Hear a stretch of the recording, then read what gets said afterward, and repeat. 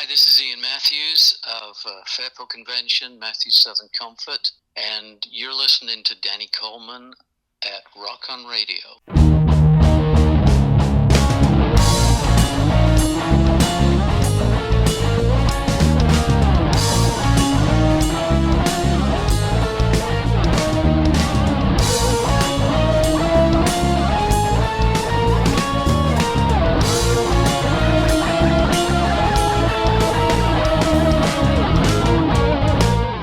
Claire. Danny. We have, like, at the risk of sounding like Ed Sullivan, we have a really big shoe. We do. We have a really cool show this evening. This could be the throwback edition, maybe. Oh, there you go. Because our guest this evening he made his mark in music back in the, 60s-ish? Heyday. The career went from 1965 to 2020. There you go. Woo-hoo. See? He was paying attention. And we also have a telephone call coming in tonight from somebody very cool. Right. He's an actor that has been in everything. He is an actor that's been in many, many different movies, like Yours, Mine, and Ours, He which was is one in of his Yours, first Mine, ones. and Ours, Magnum Force, Bonanza, Leave It to Beaver, The Quest, The West Wing. He was the Airplane, voice wasn't he? of Johnny Quest. I think he was an airplane too, wasn't he? I think he was some. No. No, he was in Animal House. Oh, Animal House. That's where he was. He was one of the young people in Animal House. That's Yep. right. One of the boys. And on The West Wing. And that's all I say. Aha. But Okay. he's an author now. Oh, very And cool. he's written his debut memoir. So he's going to call to talk about 3 events very local Oh, to awesome. us Nice. that Go he will be visit at. him. So you may Good. be able to get to meet him. But Nice. Before then. in the meantime, Rock on Radio is brought to you by O'Connor's American Bar and Grill of East Hampton, Mount Holly, New Jersey, the official caterers of Rock on Radio. They will be catering they don't know it yet, but they will be catering the Rock They on always Radio do. Christmas Spectacular in Coming up. December Yay. from Asbury Park Vibes, Yay. recorded live at Asbury Park Vibes once again. Which we will be, or I will be, I'm not sure if you will be, but I will be going over to the Wonder Bar on November 9th after I MC a benefit that we'll get to in a minute Nice. to see the Break Plans release show. Very cool. Diane and Doug of Asbury Park Vibes, our very cool sponsor. That's right. If you go to AsburyParkVibes.com, you can see Diane and Doug, and you'll be able to see what they do at Asbury Park Vibes. They're kind enough to give us tickets to Entrevue, the Wunderbar I see. in Asbury Park, New Jersey, on that very special day of November 9th for that show. Nice. Go to AsburyParkVibes.com if you are anyone in the entertainment or any kind of field, really, and you need headshots, pictures, bios for a website, press releases, so on and so forth, go to AsburyParkVibes.com. And they've got a great podcast as well. Yes, they do. Speaking of which, kind of puts things in the right frame of mind. Oh, Phoenix boy. Art Supplies and Framing, located on Route 611, otherwise known as Southeastern Road. You didn't In just go there. Doylestown, Pennsylvania. That's right. Jenny Schaefer runs a first-class frame shop and art supply store and is currently offering a special till the end of the year, $40 off, $200 or more of framing, because they have been in business for 40 years. Phoenix Art Supply and Framing, Route 611, Southeastern Road in Doylestown, Pennsylvania. Nice. The Jersey Shore Jazz and Blues Foundation, who I just found out and immediately forwarded it on to you.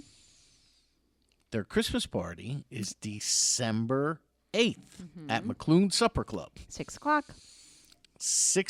I think it's 6:30? 5:30. Is it 5:30? I think it's 5:30 or Maybe. 6 o'clock. Either way, 5:30 to 9:30. But I am very excited. Oh, it is 5:30 and 9:30. I am very excited. You are. And you know why? I do know why. The headliner, it's really cool, the acts that they get to play this party. The headliner that evening is our girlfriend, Eliza Niels. Woohoo, Eliza Niels. Woo-hoo. So she will be the headliner. Not sure if anybody's opening for her or not. Maybe didn't that really young say. girl again. I'm not sure. It Oh, doesn't maybe. say, but Eliza's worth the $30 a ticket. Yeah, definitely. Easy. That's the Jersey Shore Jazz and Blues Foundation, who I will be emceeing that November 9th event for. Nice. It's not a Jersey Shore Jazz and Blues Foundation event, but they are a sponsor of the event. It's a veterans event. For the veterans, Veterans Day weekend. So, of course, John dragged me in to help with the MC duties. You would love it. Yeah, that's right. I do anything for the veterans. That don't bother me. So, Cigar Beauty. Go to cigar.beauty on Instagram and check out Holly. She is the owner of Crown Majesty Cigars. And she does all kinds of cool things with cigars. Okay. Tutorials. Teaches you how to pick certain cigars, light cigars. She does a Facebook Live or an Instagram Reel every Monday, I think, from Cigars on the Avenue down around Tampa, Florida. Nice. You all right over there? I got stuck in my gum. Oh. That cough drop due to my allergies got stuck in my gum. Lillipie's of Princeton. Located at 301 North Harrison Street, inside the Princeton Shopping Center. Jen makes us hand grenades of happiness, and we eat them till we explode. Speak for yourself. She doesn't know it yet, but she might be the official dessert provider of the Rock on Radio Christmas Spectacular. Nice. Well, She's always so generous. she is. She is. O'Connor's is. We've been very fortunate that way Yes, over the years. definitely. NewJerseyStage.com. Go to New Jersey Stage, the best arts and entertainment magazine in the Garden State, covering every and all ranges of arts and entertainment. New Jersey, a little bit of Philly, a little bit of New York, a little bit of Delaware, all over. NewJerseyStage.com. Dee Dee's Lights, the official Chandler. Chandler. Oh, Chandler. That was an honest mistake. I know. You always make it, though. Because you want to say chandelier, so it's a Chandler. Yeah, she's the official chandelier because she lights up my life, Dee Dee. She does. She lights up everybody's life. That's true. She's the official candle maker of Rock on Radio. And if you were at the 15th anniversary party, you would have seen the fabulous candles that she made. And smelt them. I just had a Oh, no. Sinister Footwear. Go to sinisterfw.com. Check out some of the fantastic socks that our good friend Tina has for sale. Use the promo code DCRSOCKS to get 10% off your order. Yeah. Yeah, sinisterfw.com. Correct. And I'm like drawing a blank here. The official beer provider of Rock on Radio, Old Heights Brewing. Located on West Ward Street, directly behind Randy Now's Man Cave in Heightstown, New Jersey. And, of course, we are coming to you from the 2-track studios of Deco Entertainment here in the hinterlands in the Sourlands Mountains. And that should be it, right? Sandy Hall. Thank you. Sandy Hall Music. Why are you so afraid to tell me? Oh, I'm not afraid. It's just you always say them, so. I'm supposed to prompt Well, we you. weren't here last week. Yeah, so you got out of practice. I was out of practice. I hope I got everybody last week, but we were at the headliner last week in That's right. Neptune. That's right. So I don't have it in front of me anyway. I wasn't even paying but attention when you were usually going over. throw me darts. I wasn't. I was talking to somebody. Sorry. You did just fine. Sandy Hall Music. Kick It Out's drummer won the Musician I Drummer saw of the that. Year Josie Awards. at the Josie Awards at the Grand Ole Opry the other day. So Nice. Very cool. I did not see. And Southpaw won. Did they really? I didn't. They won something again this year. And I'm not sure if Helen and Alexander Simone won. Oh, did they? I don't know.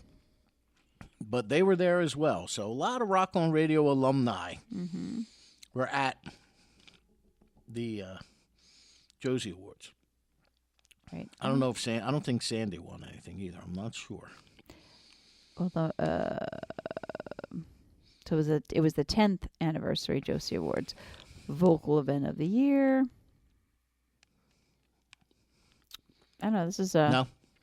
Well, Helen O'Shea said she's with Mark Swirsky and others at the Grand Ole Opry, but I don't know if she just had nominations for vocal event of the year. Vocal event of the year. Holy Mother.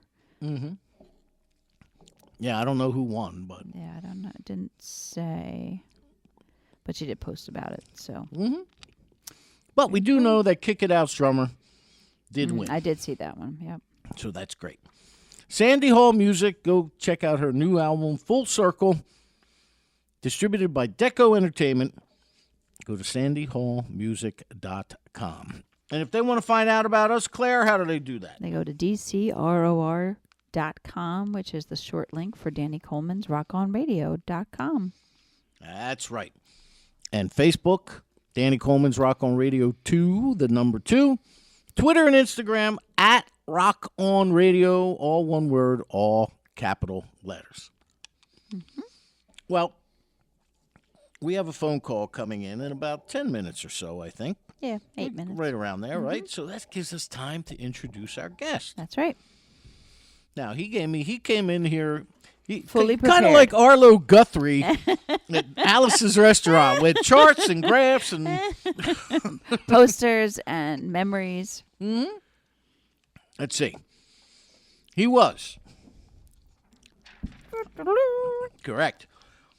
The longtime singer, songwriter, and bassist for the classic surf and hot rod band, the Ripcords. Nice. Ooh, I remember them.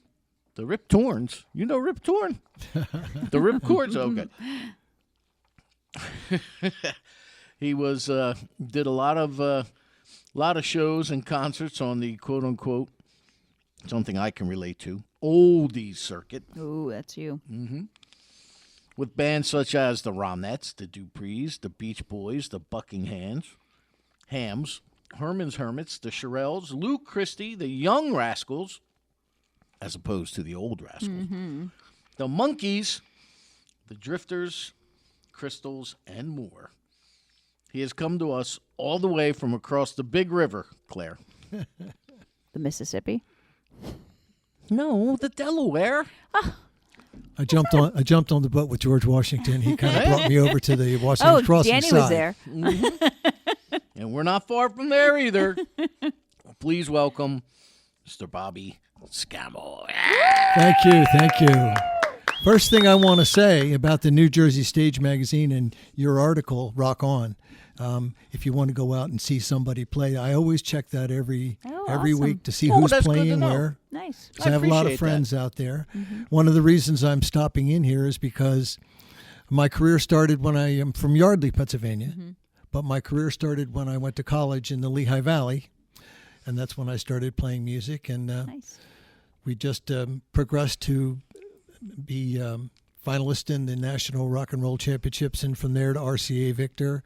From there, sponsored for Ampeg equipment, and I went for there to the Ripcords for many years, and I never really did anything in the Mercer County area or Yardley, where I was born and raised. So in my retirement, I thought that I would.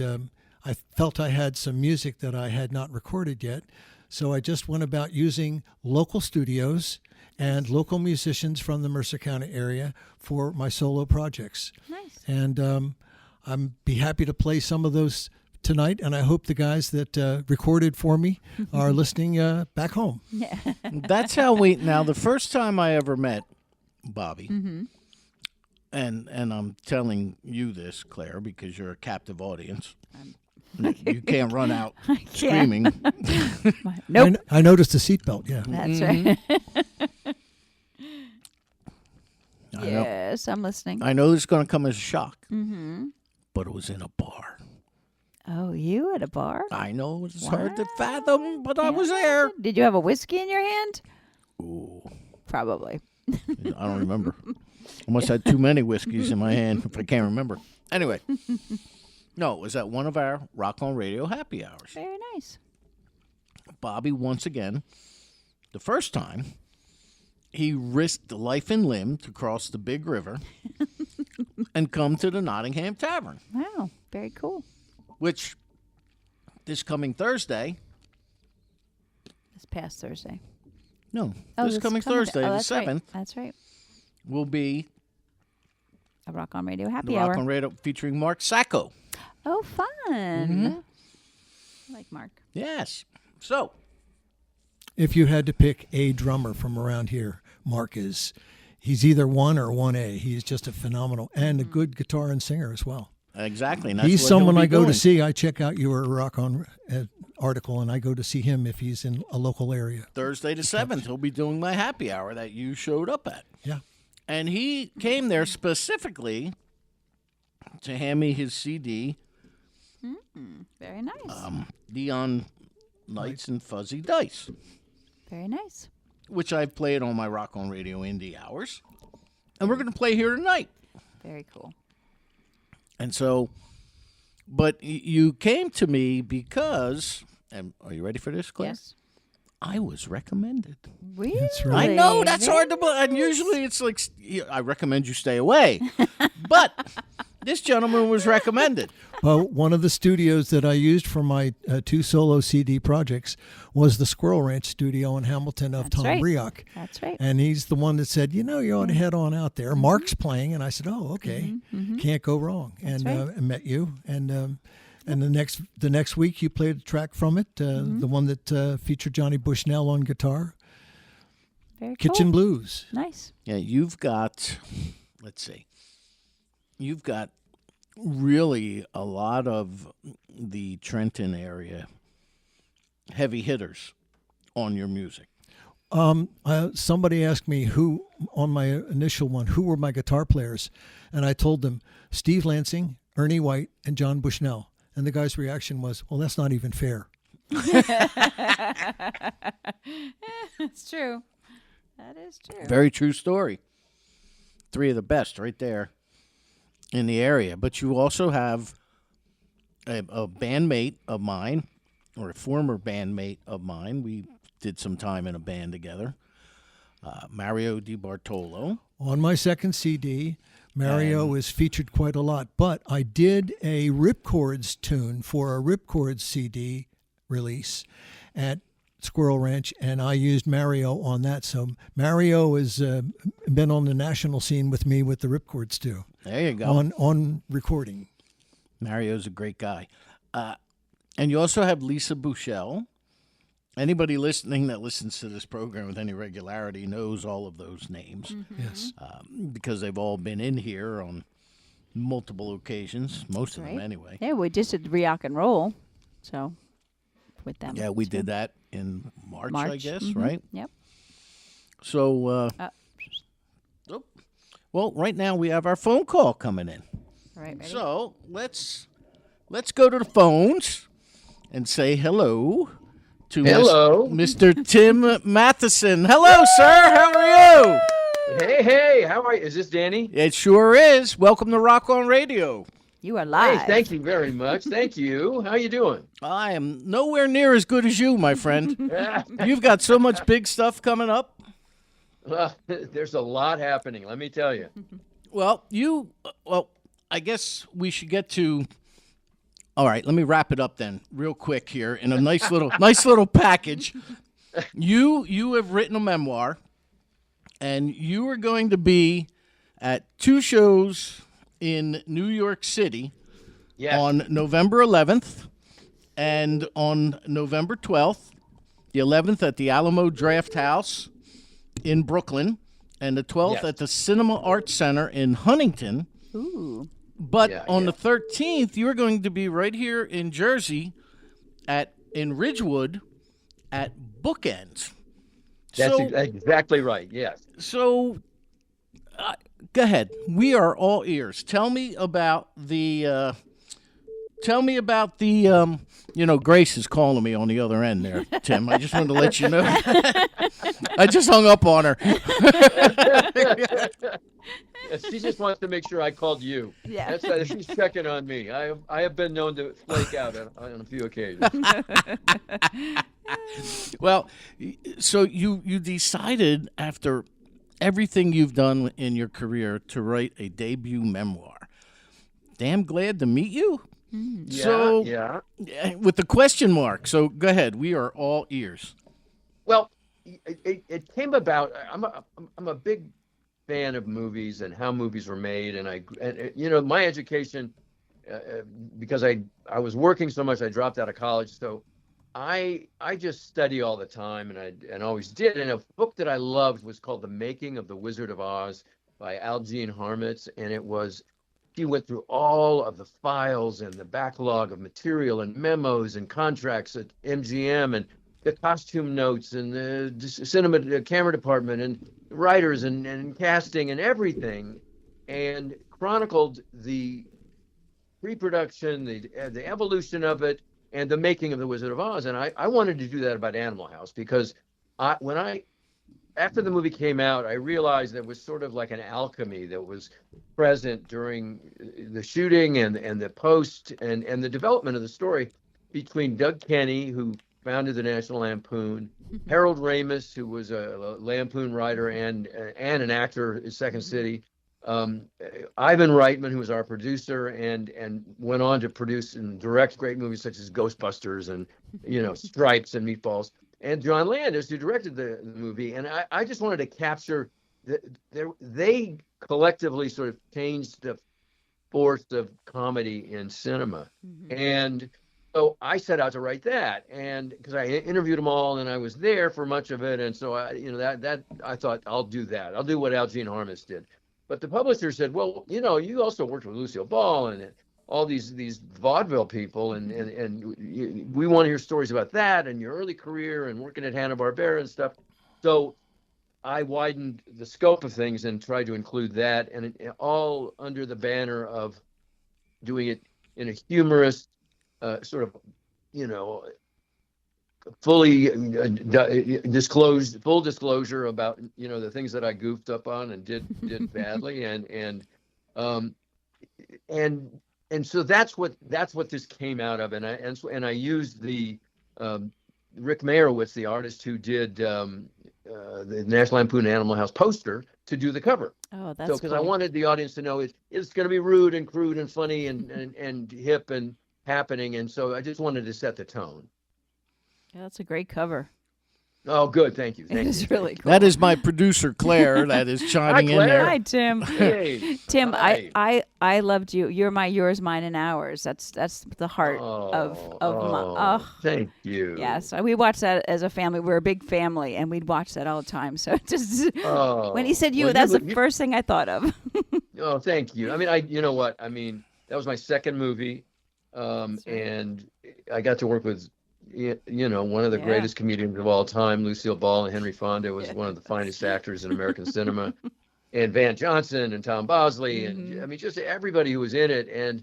But Lucy especially, I think, tutored me and counseled me and took me under her wing and couldn't have been more generous to me.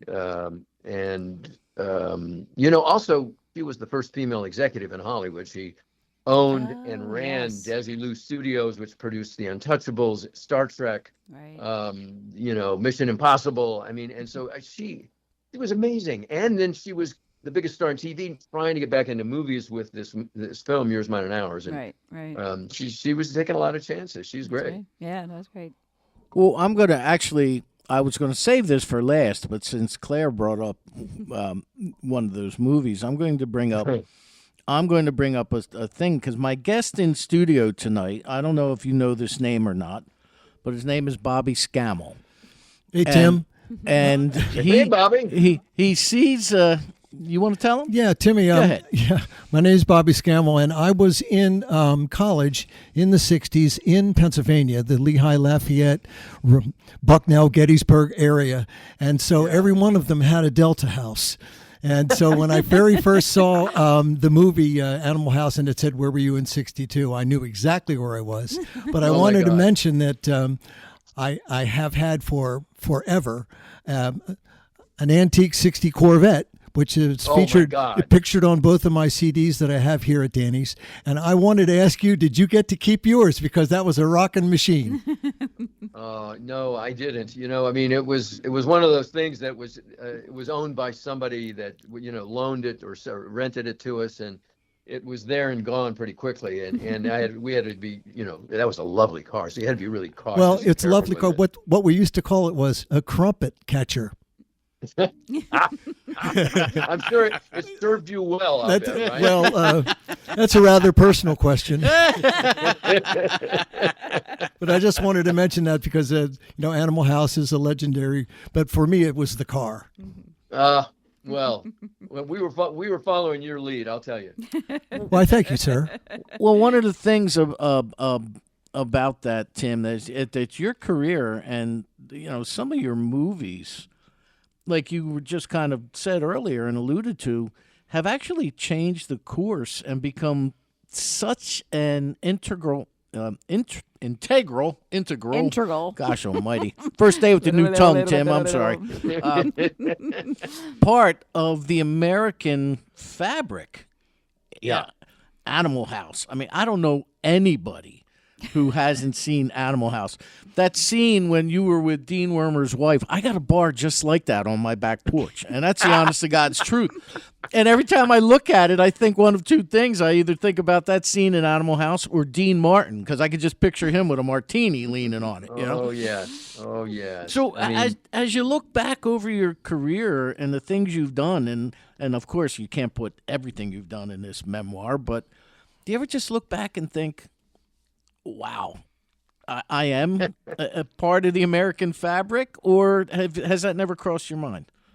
Well, I've just been fortunate enough to have been in the right place at the right time for a few, seminal kind of things. I think Animal House, I think Fletch, I think, The West Wing, certainly. And then a few more, also Johnny Quest. It was a cartoon show I did the voice of when I was 16, and a couple of my favorites, which really are less known, I guess. Buried Alive, which I did with Frank Darabont, who was who did Shawshank Redemption. That was his first movie to direct, and he rewrote it as well. And Stephen King's Sometimes They Come Back, which was another horror film. But and Barry Brady's sequel, and just a bunch of stuff that I've done. I've just been sort of in the right place at the right time, and in my career I sort of had to keep reinventing myself, because at some point, the business changed, or I outgrew certain parts and things. I did a lot of Westerns. I was fortunate enough to do a year on Bonanza and The Virginian, and one of my favorite years that I spent with Kurt Russell doing a show called The Quest. And I can't speak more highly of anyone than Kurt, because I guess since next to Lucy, I learned as much from Kurt about the business as from anyone, because he taught me it's a full contact sport.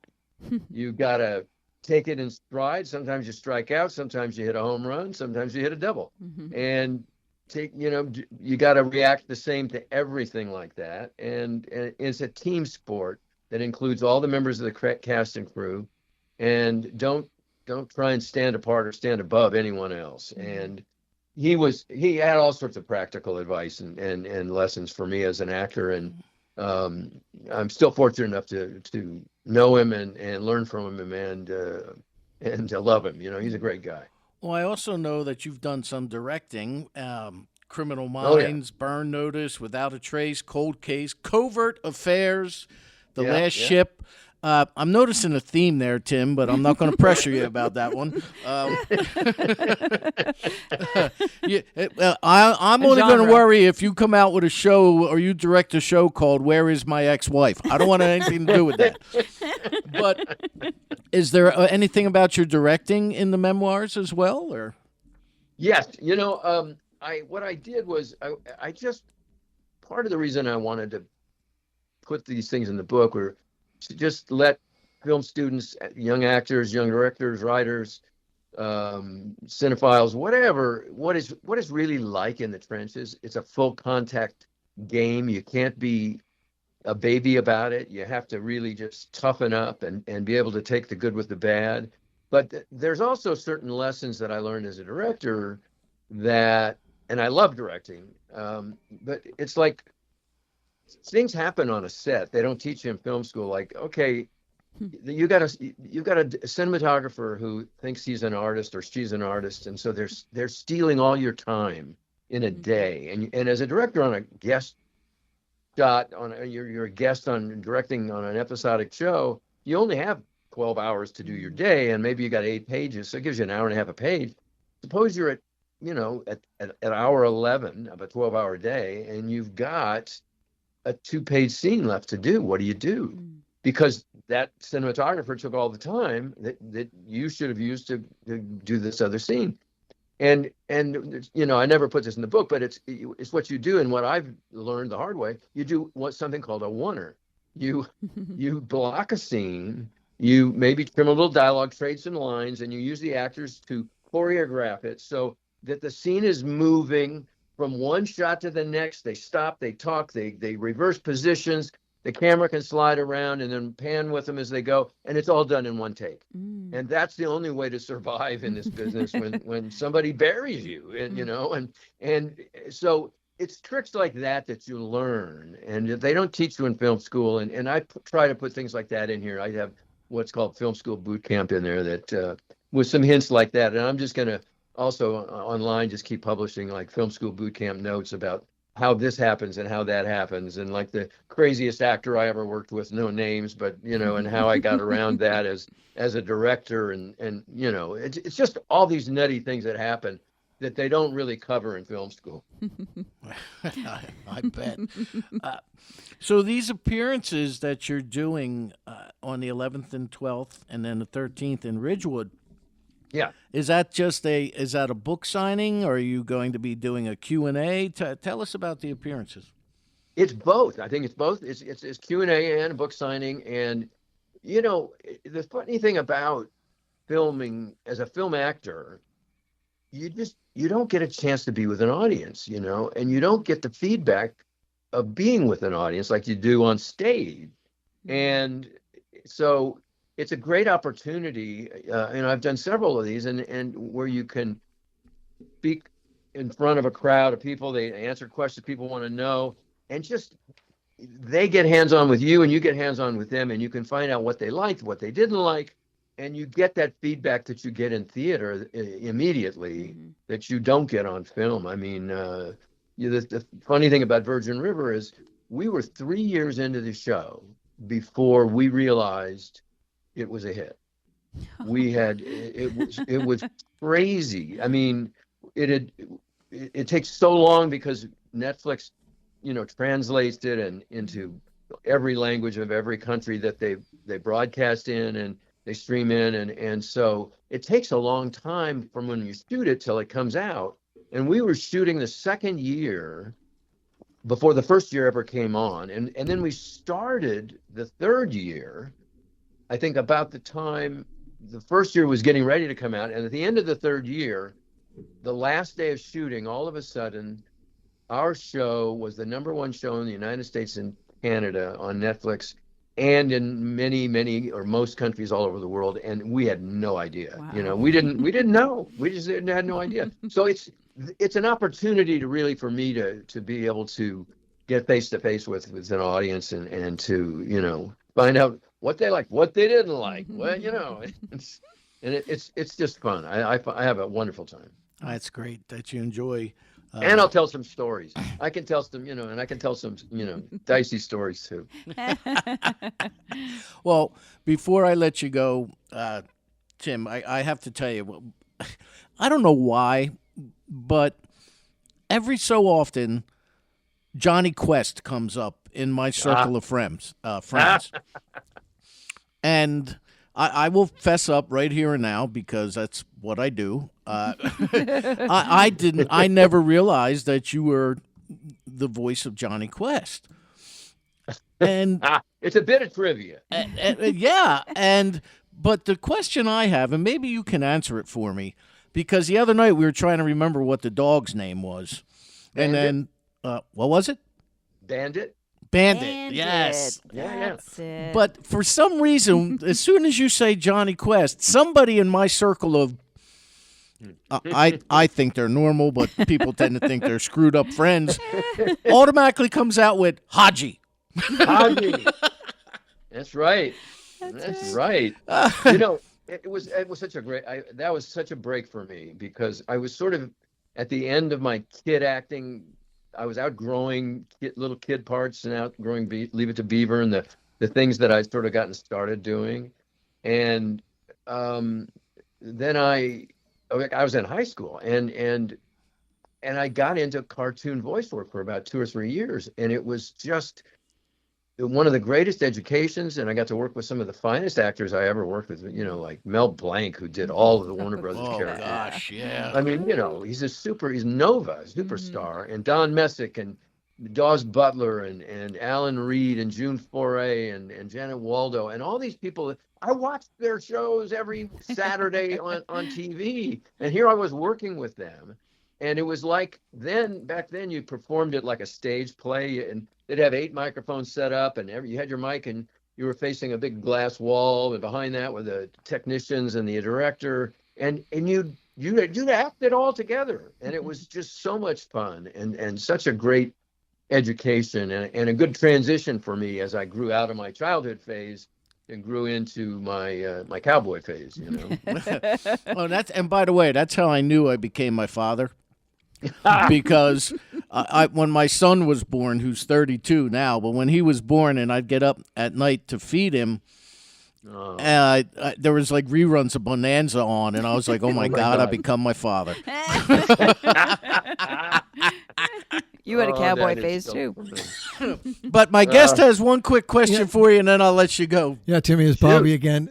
I've heard that once you do voiceovers for cartoons, that in fact, especially to your children, that you're young forever. You're forever young. Well, yeah, I don't even know if my kids know about it. I never. My daughter had never seen Animal House till she got to college, and so we had moved up to Santa Barbara and taken the kids out of Hollywood and gotten them into public school and because I wanted them to have sort of a normal upbringing away from a company town, and Hollywood was too distracting for me to be a good father. So I said, let's just get them away, and then I'll be better too. But I've heard that children aren't really all that impressed with maybe a parent's movie record, but once they become Iron Man or Superman, it's like, wow, you're cool. Yeah. Yes. Yeah.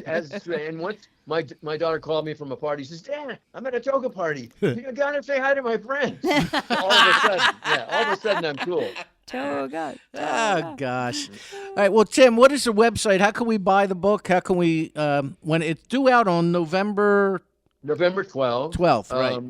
You can buy it at any of these appearances that are going to be the 11th, the 12th, 13th, and 14th, I think, or 11th, 12th, and 13th. Mm-hmm. And it's on Amazon.com. And the more pre-orders that we get, the more they drop the price, and then everybody gets a refund. So I'd say, pre-order it now or pick it up if you come and you want to visit, and or support your local bookstore, because God knows, there are few and far between, and they need all the help we can give them. True. Well, once again, you will be at the Alamo Draft House in Brooklyn, New York on Monday, November 11th, Tuesday, November 12th at the Cinema Arts Center in Huntington, New York. And Wednesday, the 13th, you will be at Bookends in Ridgewood, New Jersey. 6 o'clock on Wednesday, 6:30 on Monday, and 7:30 on Tuesday. Oh, that sounds great. Tim, man, I really appreciate you calling Rock On Radio. And I'm sure you'll talk to her before me, because I've got the rest of the show to finish. But apologize to Grace, because not only did I hang up on her once, but I hung up on her twice. I'm like, I'm on the phone with him. I couldn't even text her. Katie,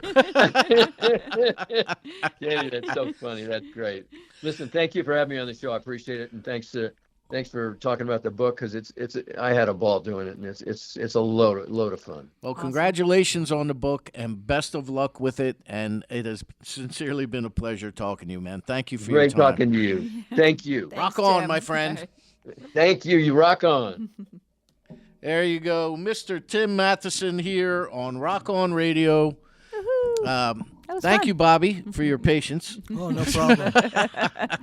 Well, the one thing I didn't want to say to him, but Animal House, I was too young to be watching it when it came out on something called WHT. It was before HBO. It was Wameco Home Theater. And my friend across the street had this cable. It was before cable, actually, because we didn't have cable in our area. And it was Animal House. But I didn't tell my father that I was going to watch Animal House. I told him it was International Velvet that I was going to watch. And I am mortified. yeah, my neighbor parked her bicycle at my house across the street. And then we all went over. All the kids in the neighborhood were going to watch Animal House, right? So we were all crowding in her living room and knock on the door. And my friend's brother comes in and he goes, "Oh, you got to go home, Margaret, blah, blah, blah, blah." Well, she went across with her brother to get her bicycle at my house. And my mother had come home. And they were talking about what they were watching. And it wasn't International Velvet, as I told my father. And she heard what I was really watching. And it was my brother at the door. And he goes, "Mom knows you better get home."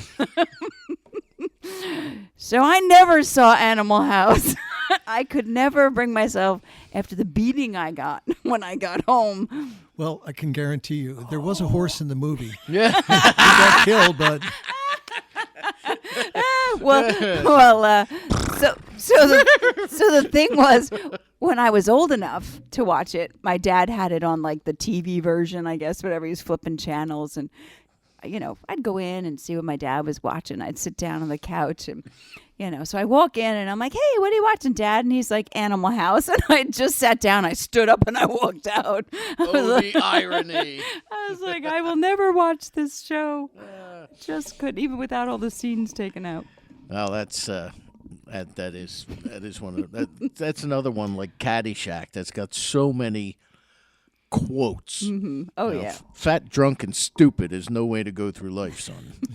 Did we give up when the Germans bombed Pearl Harbor? I mean, double secret probation. Right, double secret. What am I? Isn't that the? Yeah. What That's am it? I? That's it. Yep. All right, our guest tonight is Bobby Scammell. Thank you, Bobby, for your patience. It's not Tim like you get to Matheson. talk to Tim Matheson It was every Tim day, Matheson. right? That's right. No worries there. You okay over there? And who have you brought with you? My lovely wife, Annie. Yay.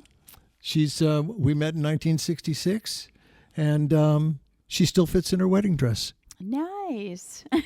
Nice. I tell people it's very frustrating to be married to someone who could eat a pizza and lose a pound, or we just have to sniff one and things go awry. Well, I was 125 pounds when I got here tonight. Look at me. You wish. It's all these Ricolas that I'm eating here to stop my allergic cough. Actually, if you needed to go on a diet, the Tim Matheson diet is cucumbers. Oh, don't bump. Boy. Are you all right over there, Annie? Can we get you anything? You sure? Welcome to this madness. Yeah.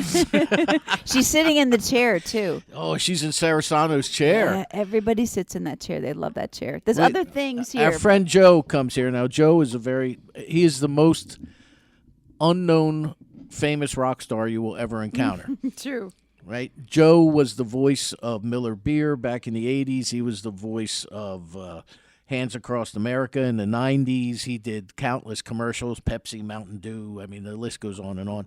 He was the lead singer of Black Sabbath for one day after Ozzy left the band, and then he quit. He sung with Blue Oyster Cult, one of the founding members of Trans-Siberian Orchestra. So, and whenever Joe comes just to hang out when we're doing a show, he always sits in that chair. And I mic him. And we mic him, but it's only so we can catch him snoring. We think he falls asleep. So if you fall asleep, don't feel bad. You won't be the first. It's the chair. It's the chair. It's the chair. Well, now you mentioned your lovely wife, and that's good because she's here. But you have a song that's somewhat about your lovely. Yeah, I wanted to rock and roll first. Well, that's not enough rock and roll for you? Well, I like that song. All right. Okay, well, then I'll tell you what.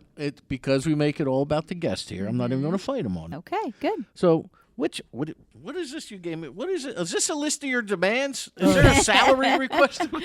you mean this isn't a union gig? Is that the? Let me see what you got there. Well, I wanted to start the show Go ahead. with this is ironically about my wife, but this is a song that I did at Squirrel Ranch with Tom Rioch as the engineer, and he and I both played a lot of the parts, and I did the singing. And the guitarist on this one is Stevie Lansing of West Trenton, and it's called "She's Got the Pendulum." And what it is it's a song I wrote after kind of watching my wife get out of the ocean in her bikini. And it's self-explanatory once you hit it. Or I was going to say the wedding dress. Oh, no. Wedding dress doesn't show the pendulum. Oh. Tommy Rioch. Tommy Rioch is somebody that I absolutely... I love that guy.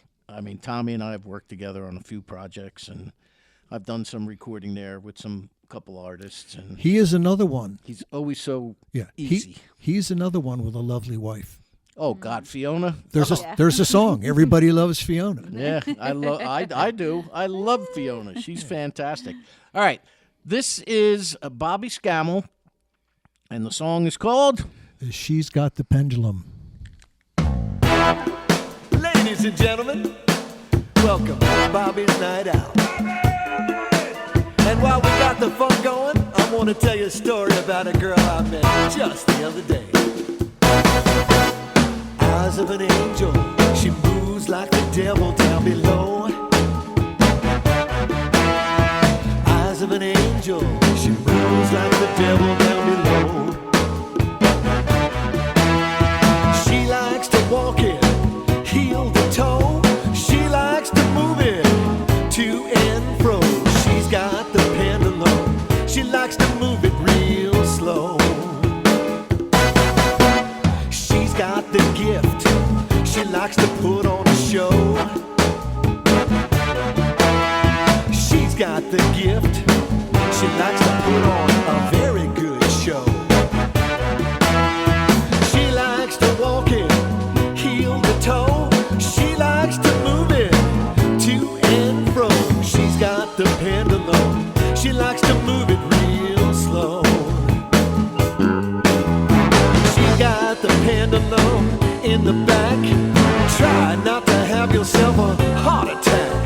Snap on your seatbelt, hold on your hat. She's got the pendulum in the back. She's got the pendulum. Gravity, momentum, just like the movements of a clock. Gravity and momentum, just like the movements of a clock. She likes to walk it heel to toe.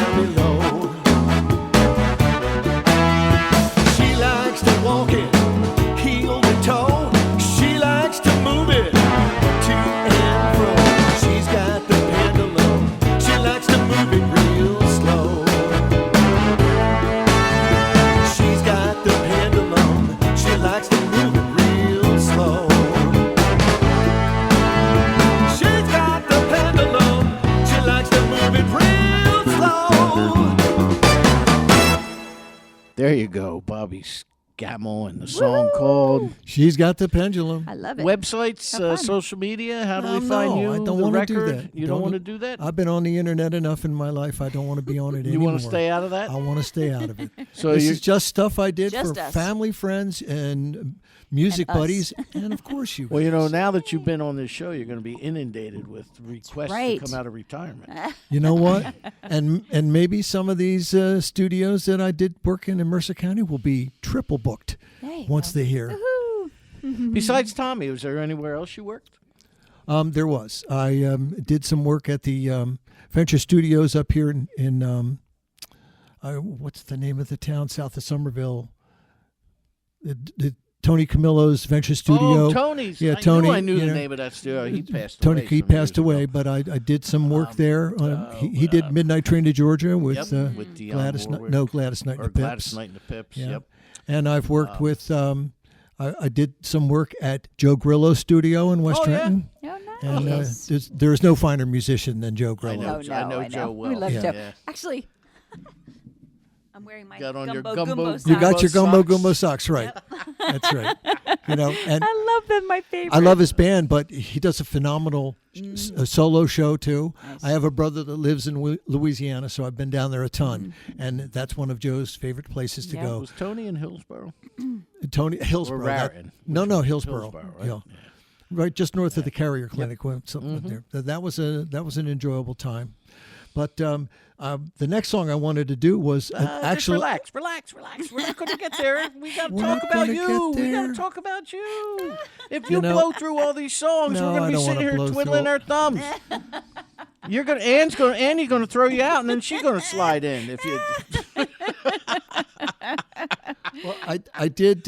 well, The thing about working with musicians in Mercer County was that although I am from Yardley, almost all of my music happened in the Lehigh Valley, and playing all the facilities up there in colleges and in my youth, and then getting into the large concerts and getting signed now- by RCA. that's why I wanted you to hold off. Take us through that journey. Take Okay. us through Bobby Scammell, and how you became a guitar player, how you found yourself in the ripcords, and you unrolled those two posters before we went on the air, Beautiful. and you were with A bunch. the heavy hitters from the doo-wop world and Yep. and the Yeah. '60s, and so go ahead. Well- We just so you know, we got a little more than an hour to go, so we That's can. right. I've been called long-winded.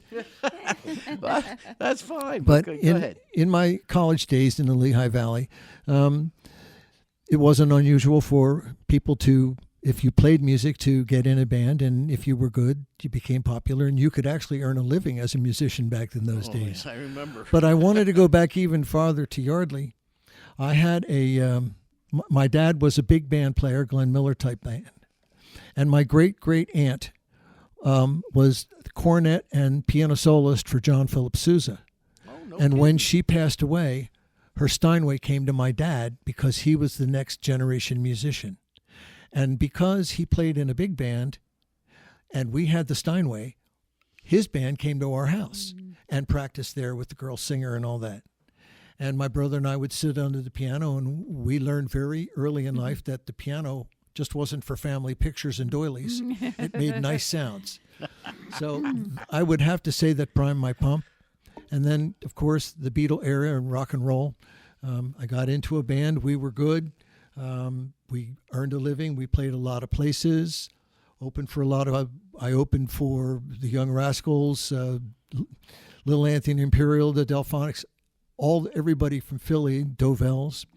And then we were nominated to be in what was then a popular thing. It was the Rock and Roll Championships that were held at a place called the Lambertville Music Circus in Lambertville.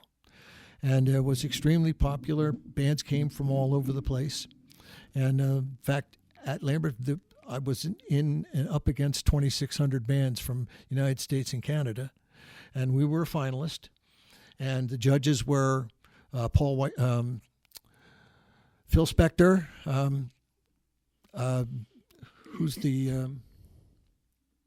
who wrote South Pacific, James Michener, Okay. Robert Goulet, Mitch Ryder, and Robert Goulet. Yes, and they were the judges. And from that event, we were signed by RCA Victor, and through our signing with RCA Victor, Milton Bradley was making a dance game for kids at the time. I wrote the theme song for it, and it became popular and sold a bunch of records. Nice. I would say it. I don't want to say the number of records, but it was a large number of records. And when it came out, there were 4 names of writers on there, 2 of which I didn't know. But that's what happens when you're a kid. And so I ended up with a small amount of royalties, but someone else got the majority of it just because you sign whatever. And in fact, I have a copy of the original 45 right here, where the other. That's the original. That's the original with the other with the other 2 names on there as writers who I never heard of them before, but that's the way it goes. Anyway, from there, we were invited to all the places in New York: Trudy Heller's, Peppermint Lounge, Metropole. Oh. We even played the Rainbow Room at Rockefeller Center. No kidding, at Rockefeller Center. Yeah. There's a funny story there. We were at the Rainbow Room, and on the show with us is Lou Rawls. Oh. And I ride in an elevator up to it with Lou Rawls, and he speaks, and it's as deep as Darth Vader. He had a wonderful voice. But the other thing that that band, we had the opportunity, we were taken to Grossinger's in the Catskills in the 60s. Grossinger's is the real Dirty Dancing Right. I summer knew resort. That name, yep. And it was everything that you saw in the movie. we were in those cabins with the dancers and the musicians. And I remember we were sitting at a table with Lana Turner, Jimmy Stewart. We were sitting at the table with Oscar Bonavena, who was about to fight Joe Frazier. Wow. Gene Rayburn was the host. I think Henny Youngman was there too. Take my wife, please. Please. So, then the Vietnam War came. Some guys got drafted, and we moved on from that. But that was fun. Wow. Now now we could circle back and do some more music. Now you wrote a song. I about did. Maggie Hill, who was a local artist. I really enjoyed the Maggie Hill Band and every one of the musicians in it. And Annie and I would go watch them quite a bit. And just one day, I just kind of wrote a tribute song to her. And it was called Maggie Blue. And on this one, it's me, it's Tommy Rioch. And the guitarist on this one is smoking hot guitarist on this one is Princeton's Johnny Bushnell. I always laugh when Kelly Carvin used to do some work with Johnny Bushnell back in the day. And I'm trying to remember what record he played on, but it was good. He's you remember John, you met John at the Sourlands the last 2019, I guess, the outdoor one. Remember a picture of me smoking a cigar? Yes. John I'm standing there with Johnny. Gotcha. Great guitarist. And he actually dates a friend of mine these days. So, Nice. All right. Well, here is Bobby Scammell, and the song is called Maggie Blue. Johnny Bushnell Rock on Radio. on guitar.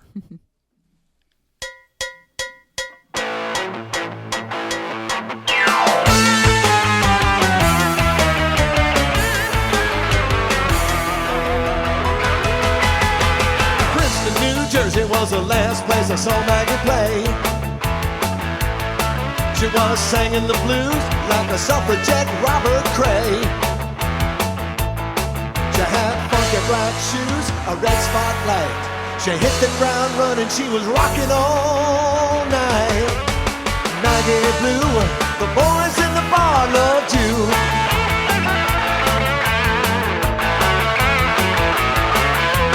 Nassau Square, turn left at the very first light. We were standing room only at the tap room Saturday night. She was Janice and Joni, Alanis Morissette, but the angel from Montgomery is the one I can't forget. Maggie Blue, the boys in the bar loved you.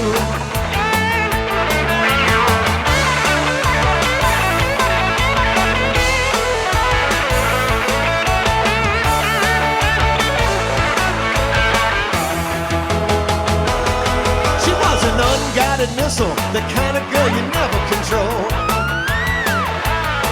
She would throw it in your face and you'd feel it down in your soul.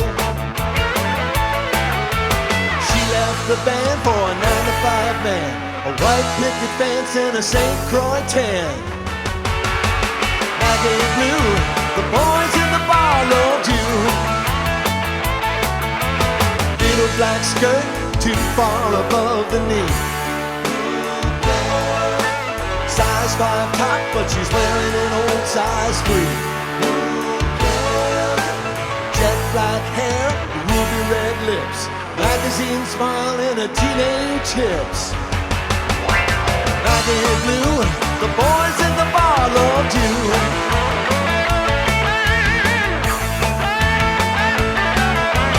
Now that I'm older, I wonder just where she goes when she springs back to life in a good old rock and roll clothes. I heard it was Charleston off of Battery Park, singing, come on, come on, come on. And take it to the piece of my heart now, baby. Take it to the piece of my heart. Maggie Blue, the boys in the bar loved you. Maggie Blue, the boys in the bar loved you. One more time. Maggie Blue, the boys in the bar loved you. Hey!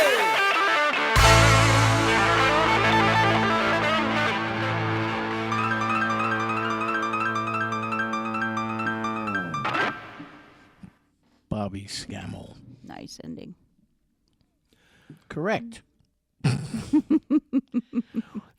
The key to having a good recording with John Bushnell is just say, this is the key, and you stand over there. And that whole ending is his idea, and of course it just came out really good. Very true story. Yeah. But I wanted to say that after my original band, with Vietnam drafting kind of ending it, my next band was a 7-piece jazz band that played around, and we were successful too. We ended up playing opening for like Edgar Winter, Dreams, You're a Drummer. That was Billy Cobham's supergroup, Okay. Dreams. And Alice Cooper, Sha Na Na, Grand Funk Railroad, the original James Gang. And the Grand Funk Railroad show was at the Allentown Fairgrounds. They had just done like 60,000 people in Atlanta. And then they came up to the Lehigh Valley to play. Right. And so there was maybe 30,000 in the fairgrounds, and you walk out and, oh my God, it's gigantic. It was a lot of fun. Because I had seen Rush at the Allentown Fairgrounds. Mm-hmm. But just prior to that, I had seen them at the what the heck's it called now, down in Camden. Waterfront? Yeah, whatever The BBT. whatever the name is. Now it is. It's like now I don't know, Joe's Bank Arena or whatever. I don't know. But I had seen them there, and there were 28,000 people, Yeah. and then I went to Allentown, and it was a much smaller, or it seemed it. Well, But I'm talking 1970, 71. They were at the heights right then. Oh, yeah. I also played with Rush, but not with the drummer I played with the original drummer, the guy John Rutsey? that passed away of diabetes. Yeah. Yeah, they How were about that? They were a good band even then. They were young boys then. So for those musicians that are listening, or even younger artists, how does one get involved with the people that allow you to open for such large name acts? Well, it's all in the management and who books the theaters, agents. As long as you are a quality act that can provide good support, you show up on time. You don't refuse to have brown M&Ms in the M&M package in the dressing room, and you just are quiet and you do your job, and you help make things easier. Then you get called the next time. If you are a pain and you have special needs and you're whining and crying, the phone won't ring again. Right. Yeah. So, who was the first big act that you ever opened for? Do you remember? Oh, good heavens. Yeah. Actually, it was my wife and I's our first fight. I was backing up Sonny, the original Sonny and Cher in the mid 60s, and she wasn't allowed to come. I wasn't allowed to bring anybody, and so I was in the doghouse. But this Sonny, it was a private party, and it was the original Sonny Cher. Sonny was still wearing his bearskin vest, and Cher had a big nose, small boobs. It's now the opposite, but she was a wonderful singer, I will say. And she had a piano, the piano man that was, he did piano work for the Doors too, in addition to Ray Manzarek. But he came along and he was sort of our band director. But I would have to say Sonny and Cher was the first one. But the second one, we were on an act with the original Dovells on the roller coaster at the old Willow Grove Park. Yeah. Things like that.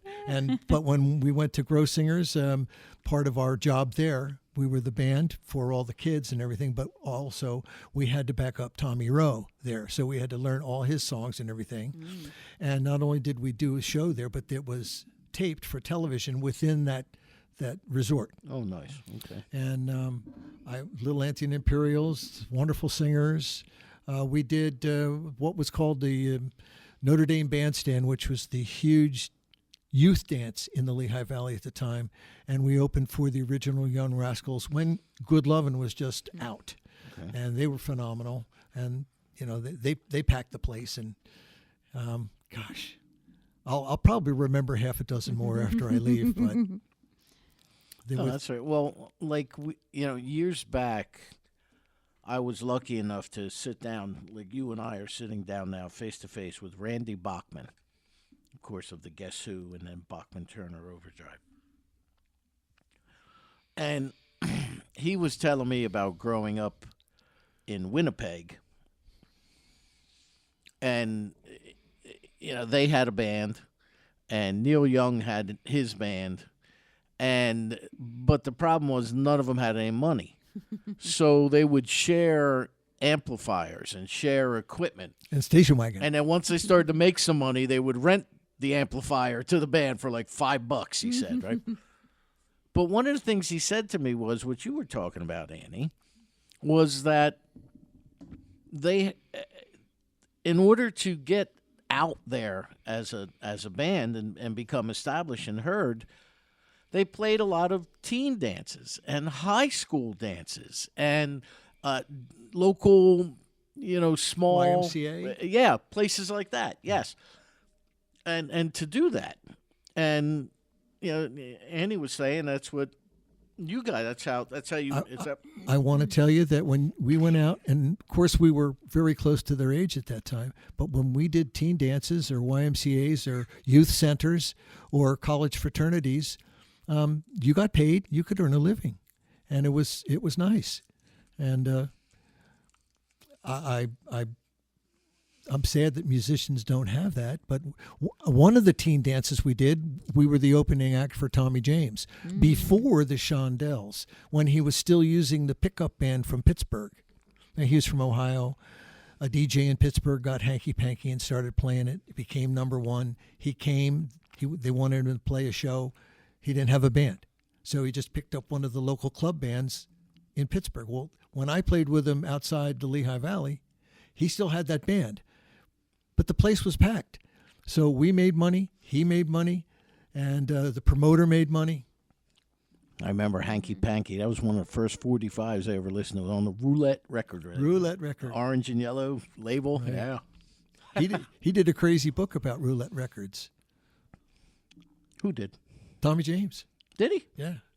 I'm not aware of that. There was interesting people that ran Roulette Records, according to him. But that's the way it was back then. I bet. Yeah. Not like our fine group here at Deco Entertainment. That's right. I want to say one other thing about that era. Today, there's so much sampling. Somebody will take some kind of funk music, and then they'll sample it and they'll rap to it. In my day, you had to play. Right. I I just played a song, a tribute to Maggie Hill, the Maggie Blue, and you heard the Mercer County musician Johnny Bushnell smoking. You had to know how to play back in the day. Well, if you were out on the road calling yourself a musician, yeah, you generally had to play something. You know, now they just use backing tracks, or they use, like you said, or sampling. Yep. Milli Vanilli. There you go. Yeah. Well, you had another song you wanted to play. What was next on the agenda? Well, in my ripcord days, I was fortunate enough to have one that made the internet charts on the hot rod surfing internet. There's all kinds of things like that today, and I thought we would enjoy playing that. This is also done at the Squirrel Ranch studio with Tommy Rioch, but this is featuring on guitar is your friend Mario Di Bartola, and my co-singer on this is the infamous Lisa Bouchel.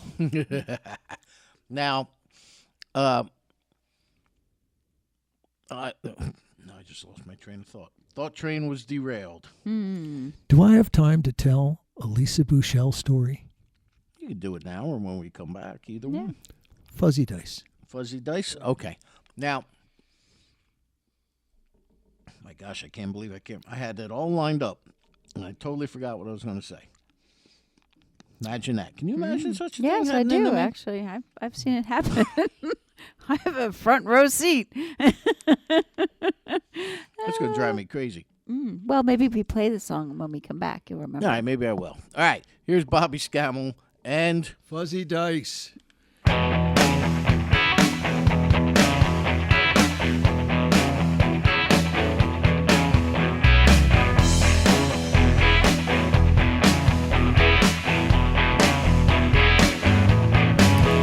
Well, I went on down to the automobile store. I bought a big V8 with a 6-speed on the floor. A bright red rocket with XM inside, lipstick red with a tan cowhide. The only thing left to make it run right, you gotta decorate that mirror with some fuzzy dice. Fuzzy dice. It makes your car run better. Fuzzy dice. It makes your car run right. Fuzzy dice. It's like classic car insurance, 'cause you can't have a classic without fuzzy dice.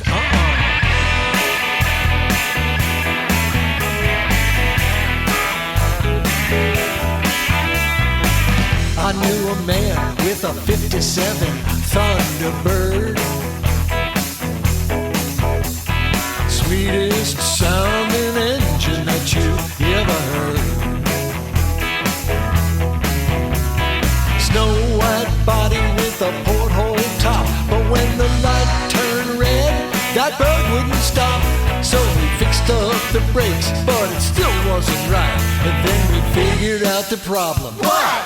No fuzzy dice. Fuzzy dice makes your car run better. Fuzzy dice makes your car run right. Fuzzy dice. It's like classic car insurance, 'cause you can't have a classic without fuzzy dice.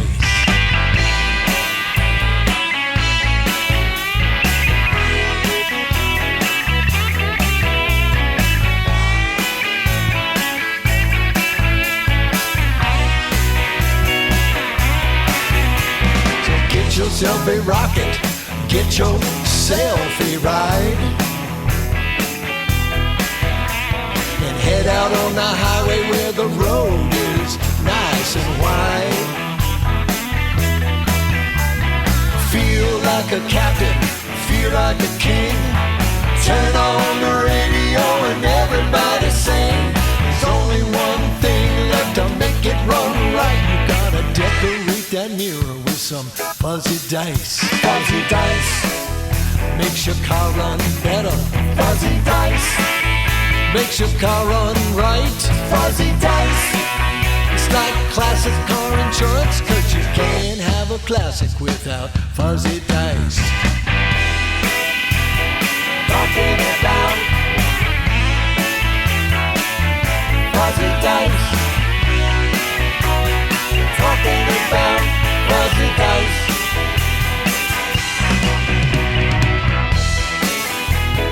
Talking about fuzzy dice. Talking about fuzzy dice.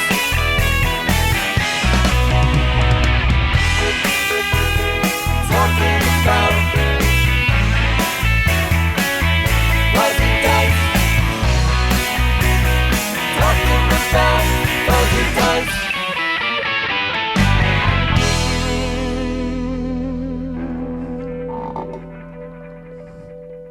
Bobby Scammell. Cute. Uh, I like it. Fuzzy Dice. You can hear Lisa back there. Now, before I forget, and I remember what it was. As soon as you put that song on, I remember what it was. Surf guitar. Was this one of your skills, or was this something you enjoyed? Because there seems to be a lot of in your. Go ahead. You look strained. Well, no, it's that, people ask me, well, are you Woodstock? Well, actually, no, I'm American Graffiti. Mm-hmm. So I like Dwayne Eddy, and twang guitar is fine. I use it when I can, but if you're in the band, the Ripcords, then you're playing for people that are car guys. Mm. And we would do big, gigantic national auto shows. And because of my history with my antique Corvette, I was always the guy in the band that could go out and talk with the other individuals out there about their 442 or their Superbird or their GTO or their what model Corvette they had and what the engine was and all that kind of stuff. And they just kind of like that little GTO, that kind of thing. They just kind of like that music. Right. And it was required of me to learn those songs. It was required of me to play it as good as I could. And I wrote Fuzzy Dice because of all these car shows I would go to. The one thing every car had was Fuzzy Dice Big hanging Fuzzy in the Dice, mirror. right? And then once it was put out there, this genre, all the car guys just gravitated to it. I don't say I had a lot of female fans with it, but I had a lot of car guys. There you go. And that's why it hit the chart. The reason why I asked about that is because I was fortunate enough before he passed away to be able to interview Dick Dale. And he's the king. Yeah. What a nice man. Another nice man, Dwayne Eddy.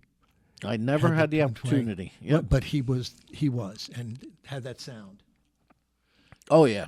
Yeah, he had that sound that a lot of the rock and rollers wanted to emulate. Yeah. How about that? Yeah. So, Lisa Bouchel. Now, did you know Lisa prior to...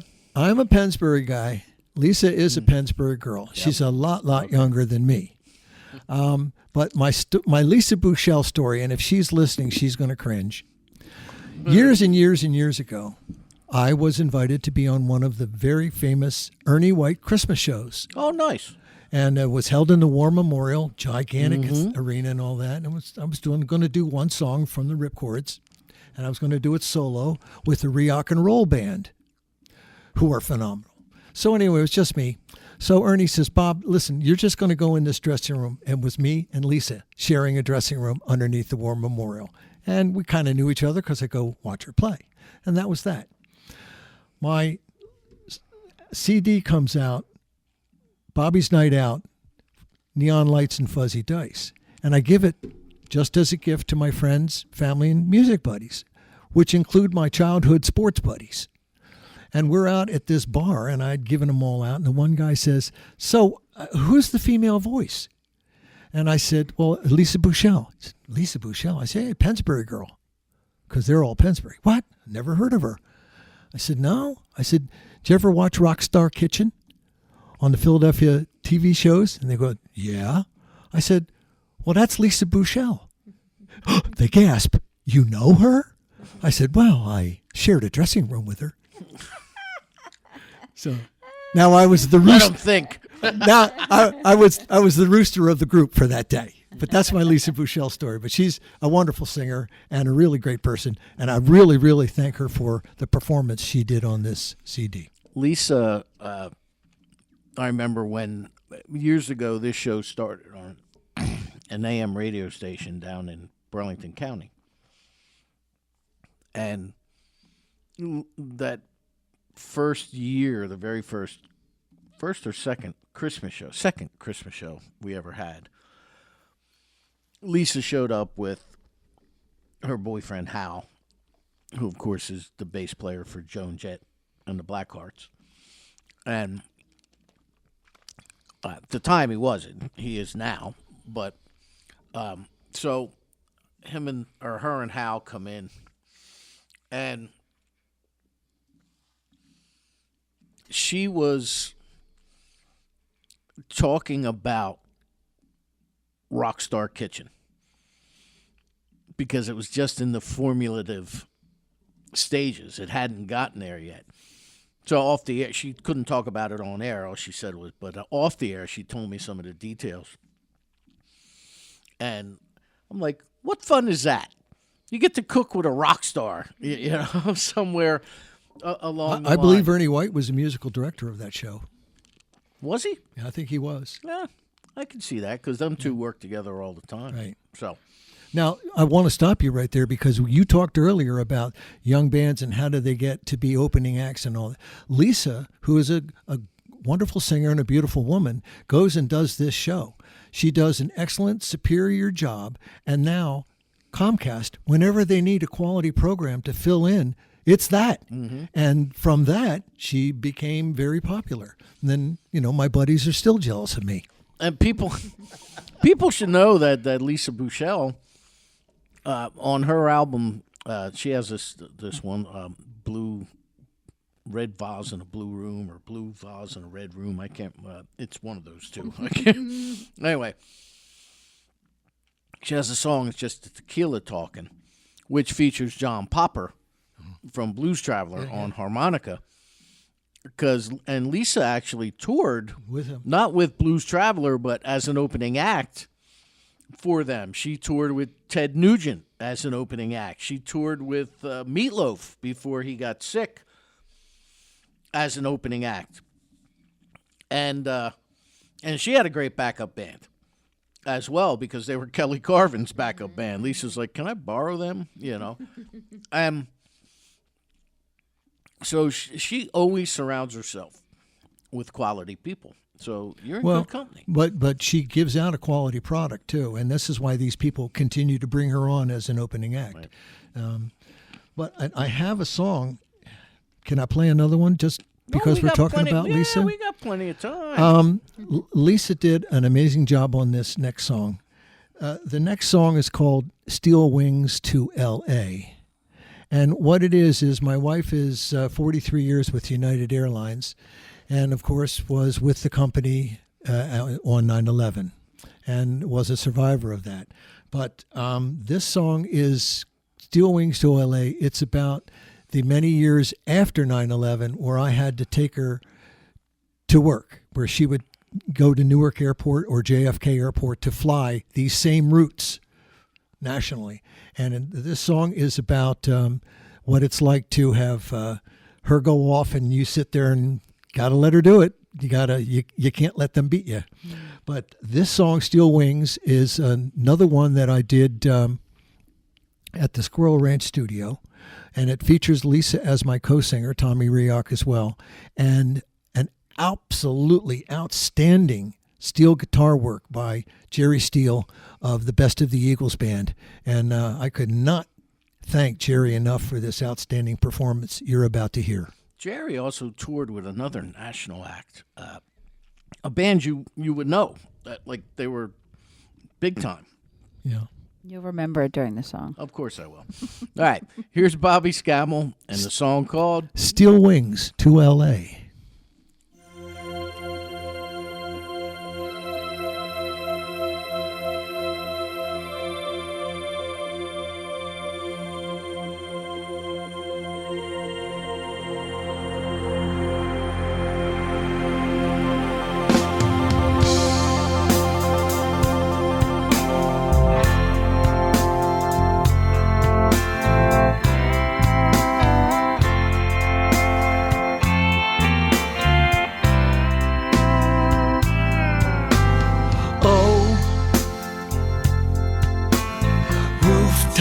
ice in snow, coffee to go. I know you fly away on those steel wings to LA.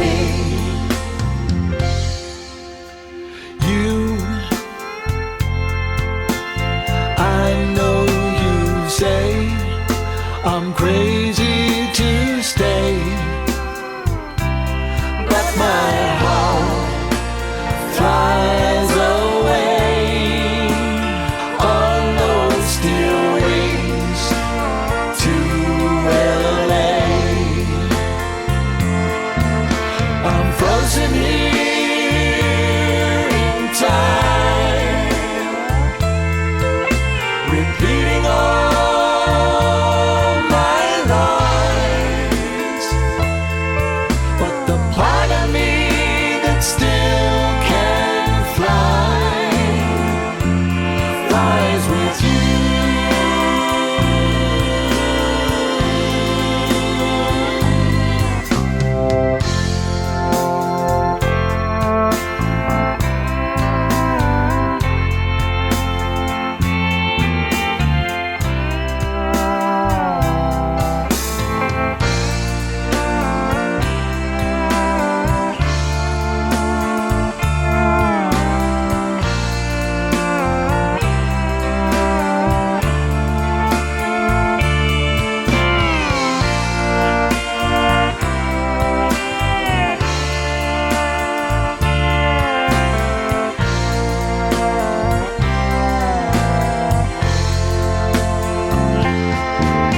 I'm frozen here in time, repeating all my lines, but the part of me that still can fly flies with you.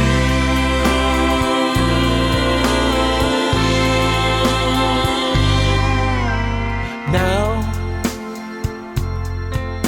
I stare at the sky. Yes, I know why. All my dreams fly away on those steel wings to LA.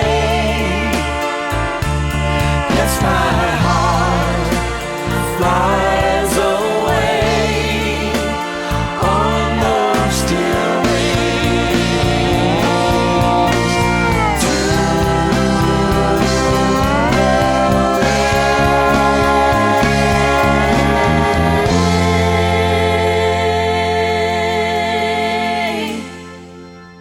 We're going to do that. So, Claire, you discovered Yes, I did. that Jerry Steele has performed with the likes of. Patti LaBelle and Madonna and Mary Chapin Carpenter and Emmylou Harris.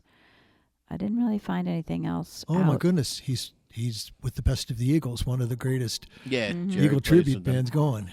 No, definitely, but he was one of like a regular band that he had played in. But I don't really see anything. Now, you want to laugh. I was saying Joey Kramer played with Ween, right? Right. Toured with them. Joey Kramer played the Prime Rib Night at the Knot last week for me with Jerry Monk and John Monk. So it's funny. It's these guys that Monk literally and tour the Kramer. world. Next thing you know, they're playing at the Nottingham Tavern. Yeah. Well, because of your Rock On article, I go and I see where Jerry Monk is playing, and he and his son do an open mic at the Tiernanog. At the Tiernanog, And I go yeah. there and I sing with him. We have a great time. That's where The my happy hour started. The Guinness flows at the Tiernanog. Oh, believe me, I've done 12-hour shifts there before on St. Patrick's Day. Working or customer? Customer.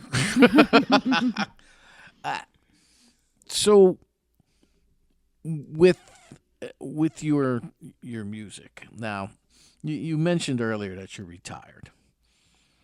You're retired. You've done this for friends and family. And I'll tell you what that means. That means is Annie has retired from United, from the airline industry, and so she no longer travels. And so I don't want to do this anymore. We want to travel together while we can. I don't want to be that guy with the walker. And so I cannot. When I say, when I say I'm retired, it means that I can't take a gig 6 months down the road or commit to a bunch of rehearsals for a bunch of concerts because we want to go places. Doesn't mean there will or won't be any more music. I've been invited. I've been invited. You know, he's making this hard. He's making this difficult on us, Claire. You know that, right? It's just you. Just me? Thanks. You bailed on me that quick. Totally. Absolutely. Wow. I'm a You friendly hear that guy. bus, Annie? Did you hear that bus that just ran me over there? That's her jumping on it. And, goodbye. And the reason I say why you're making it difficult is you have all this great music, yet nobody can. Is any Tap of your in. other stuff Well, available for purchase? I'm trying to get your royalties. no, I don't. I'm been fortunate. I don't need any more royalties, but I do have friends that are give them to me. in club bands. If somebody gets sick, Bobby, can you come? We need you. We're booked. We need, because I play keyboard, I play bass, still hold my harmony parts, and so I do get called to go out and do a sub if somebody is ill, and that's fine. But I just can't commit to a length of rehearsals or concerts going down the line because we want to travel and do things together as a couple. Well, Nice. while that song was playing, Tim Matheson called. He wants keyboard backup for the That's right. Otis, my man. All right. Oh gosh. So, all right. I'm not going to tease you anymore, Bobby. You talked about there's a tribute that you have here. Oh, Just so everybody knows, he's mentioned this like a couple of times while the songs are playing. So this is very important to him, and I want to give this to him because it's very important to him. it's important to me because it's one of my favorite people, and it's Ernie White. And when I first went to see, who's been a legend around here forever, and I came down home to Yardley, somebody said, "Man, you got to go see this guy, Ernie White." So I said, "Okay." I looked up where he was playing, and was playing at some place down in the Pinelands of New Jersey, small rural place. And I went in there, and the place was absolutely packed, and it was absolutely smoking, and he was flying. And it was just, what? Where am I? I walked to the sound man, and I said, "What's a player like that doing in a place like this?" And the sound man, matter-of-factly, turns to me and says, "I get asked that question all the time." That might have been the log cabin, which is now the Plumstead Grill. It was Ernie the log. It used to was. play It there was a all the log time. cabin. That's Yes. It was a log cabin. It's right around Down the corner street from from our her place. house. Okay, then you know the place. So I went home and I thought, wow. I went home and I wrote this song, and it's simply called the Ernie White song. The Ernie White song. It's Now, about the Lord of Guitars. On this track, the Lord of Guitars is played by slide guitar by Princeton's own Johnny Bushnell, and he kills it. when but- those two get together, Oh, it's man. truly. It is. But also on this Something to track, you'll see it's done at Squirrel Ranch Studio. On this track, you will hear Tom Rioch's synthesized work on horns and horn parts. It's just driving. The Ernie White song.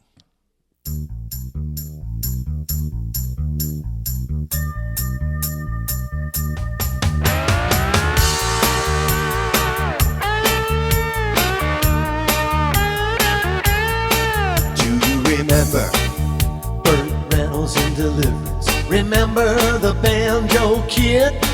Well, everybody says that could never happen, but I'm here to tell you that it did.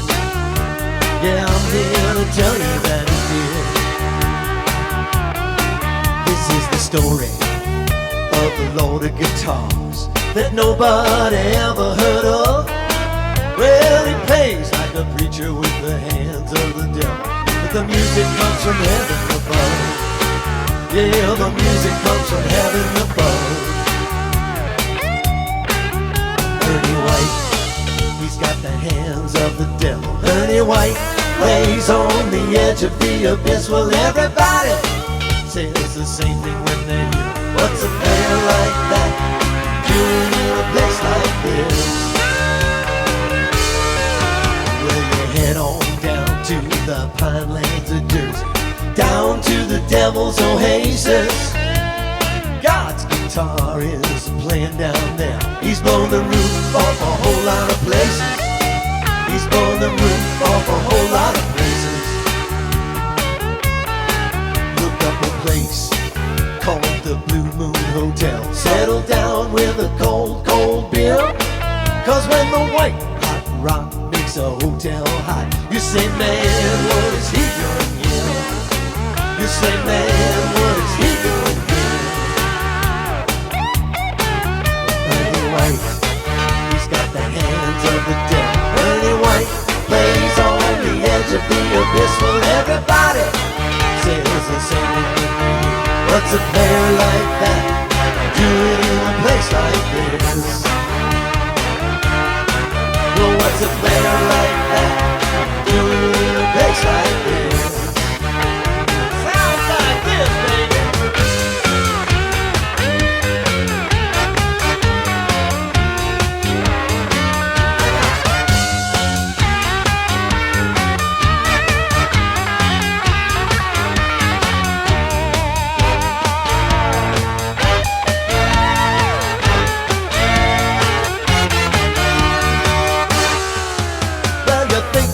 Good and just maybe you should, but don't you say you're the best that can be until you enter the pines in the swamps of Jersey and heard the man the players call me, and heard the man the players call me. Cause there's a bluesman with the Selma in Selma, Alabama, heard a heart from heaven on a blue Chicago night. And if you don't think God's got a great sense of humor, you ain't never heard of Ernie White. No, you ain't never heard of Ernie White. Ernie White, he's got the hands of the devil. Ernie White plays on the edge of the abyss. Well, everybody says the same thing when they hear. What's a player like that doing in a place like this? Yeah, what's a player like that doing in a place like this? Ernie White, Ernie White. Everybody says the same thing when they hear. What's a player like that doing in a place like this? Yeah, what's a player like that doing in a place like this? Sounds like this, baby.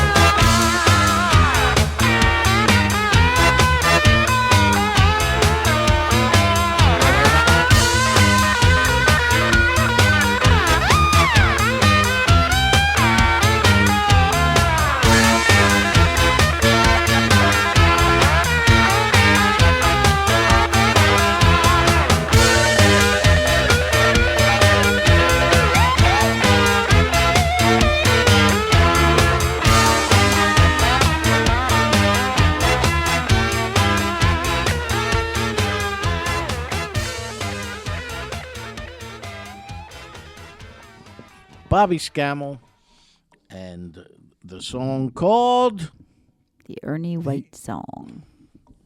The man they call E. E. Yeah. Ernie, I can tell you some funny Ernie stories. Not suitable for the air. No. Nothing bad, nothing raw. Right, but, right. you know. Yeah. Like a funny one. About one time how Ernie went up one side of me and down the other. Funny. Like Bugs Bunny? Right? Yeah, right. No. Yeah, he might as well run over me, but so what do you got travel plans now with your lovely wife Annie? And Actually, in December, we are going to Tula Tula, which is an elephant rescue preserve in South Africa. Ooh. And that's in conjunction with a cruise. We go to Cape Town in December and cruise around and do that. So I'm very excited about that. Very cool. Not so excited about getting the yellow fever inoculation, but Yeah. things you got to do. we have there's a friend of this program. He goes by the stage name of Astronaut Jones. And I love Tony to death. I haven't talked to him in a while, but I love him. He comes to the Christmas show Right, every year. yeah. does a great version. Did you remind him? Of no, I have not talked to anybody. Oh, You've okay. talked to everybody. I've not talked to anybody yet, but I will. My friends will be there. His name, he does a great version of Plastic Jesus every year at the Christmas show. And Tony's mother moved to Africa. She told Tony when she left that she was moving, but she moved to Africa. And she opened up a music school in, I want to say it's either Tanzania or Kenya, because my cousin lives in Tanzania. But Tony would go over there every other year for a month and teach music to the local children who, none of them could afford instruments. None of them, she's in a pretty depressed, area of, wherever she is. And he used to tell me you had to get like 10 shots to go over there to prevent all those things that you could possibly contract, So, what? What you got there? Oh, she's going to get my glasses. Oh. No. But you're right. It's and I'm sure that when she comes to town, none of those kids miss school. I'm sure that they're there. It's Yeah. like Well, Right. she lives there. Yeah. It's her school. He just goes there every other year. I mean to him. help teach. Yeah. I mean him. Yep. That it's the event of the year for them. So, that sounds like a great trip, though. So we got one more song that you wish to play. Yes. I have a childhood friend who we were baseball teammates, and we did real well in baseball, but he went to Hollywood and became a movie star. He's been in Analyze This and Heart Like a Wheel, and he's been on several TV shows. His name is Leo Rossi. And he has a script for a movie coming out. And the premise is actually he loves his mob movie, so it's a mob movie. And the premise of the movie is that the Godfather has passed away and there is nobody to take his place. Meanwhile, the concierge is looking through the books and sees that there's been child support being sent over to Sicily. So they realize that the Godfather has a little illegitimate son. So they're going to bring him over to rule the mob. What they don't know is the mother of the child is a African-American Vogue model. And so when the young man gets off of the airplane, he's African-American. But the movie happens, because of his situation, he's able to bring all these different things together. And the title of the movie is called Mimo's Got Soul. And if it gets made, my song I wrote for Leo would be the opening title song. Very There you cool. Mimo's Got Soul. Once again, I'm here with Bobby Scammell, and he's retired. So he thinks. All right, here's Mimo Got Soul.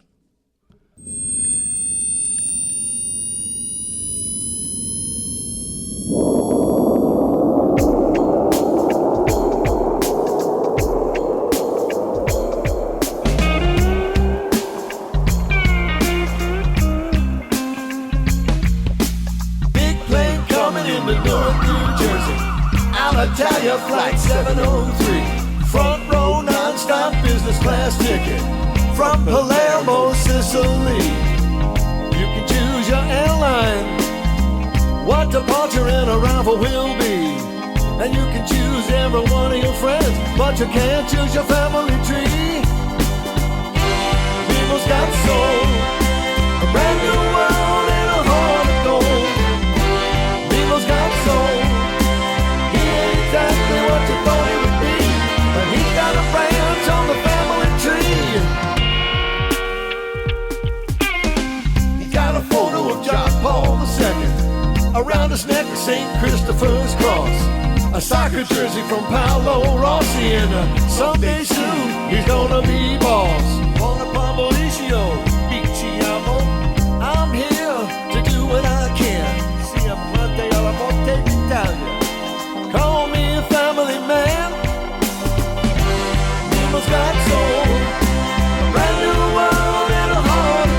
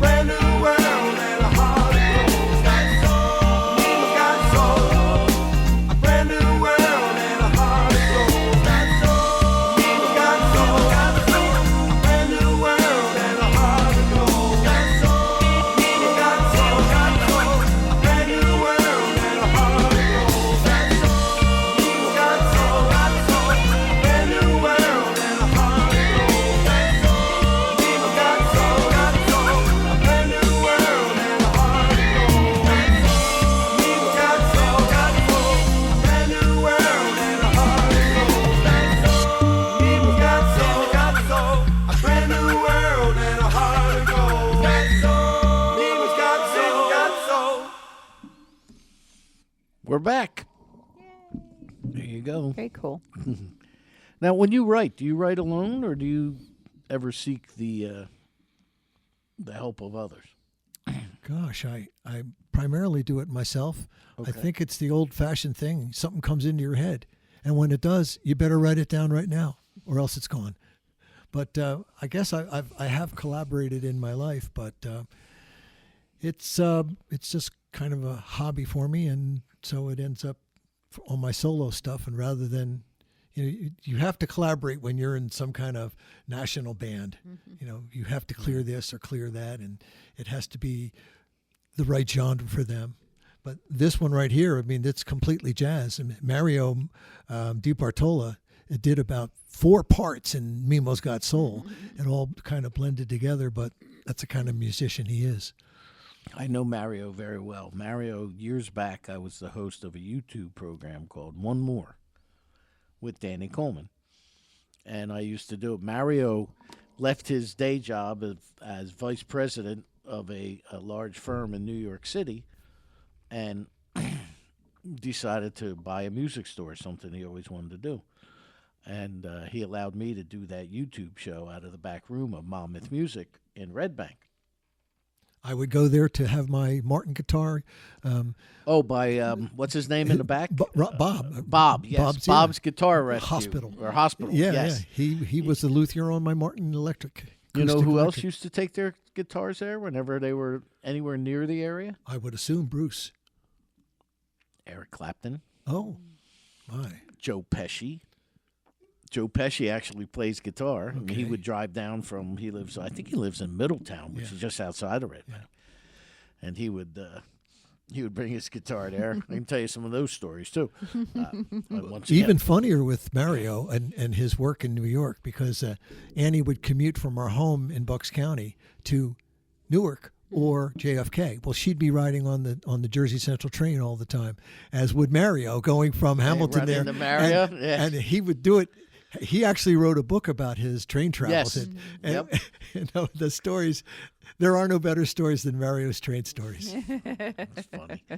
Well, Mario and I were also in a band together where we recreated a fake radio broadcast right on stage. Okay. We were called the Boss Radio AM Gold Band, or Bragg Band for short. And The War of the Worlds happened in New Jersey, so if right. you're Jersey, that's the matter thing of to fact, do. you're funny. I was just doing some while that was going out over the air. I was doing something here on my computer, and I saw Grover's Mill Coffee House. They're having a reenactment, or they had a reenactment this past Wednesday on Mischief Night, October 30th. Of they're reading the War of the Worlds. Oh, fun. I used to drive past that water tower that the farmer shot at every day going to work because I used to work in South Brunswick. So, well, what do we have, Claire? How much time?